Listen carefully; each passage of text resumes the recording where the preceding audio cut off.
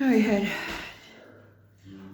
hardwood floors, a closet that might be too dark to see through, but the closet went through from one side to the other.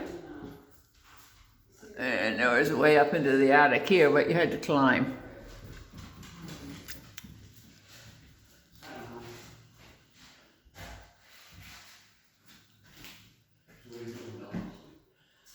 Look out the window, that's where the barn used to be. Used to have cows. It belongs to the neighbor now. And let's see, that was the kitchen over that way. This was the dining room. And the little passageway through here to the kitchen. And this was the rest of the house, or the living room.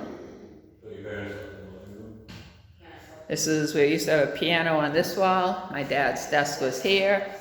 Christmas tree used to go over in this corner. Couch was here. TV was here. My mom and dad's bed was there.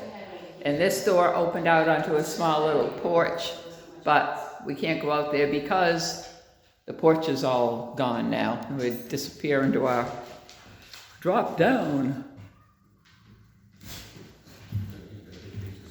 And that's it. This was the old house.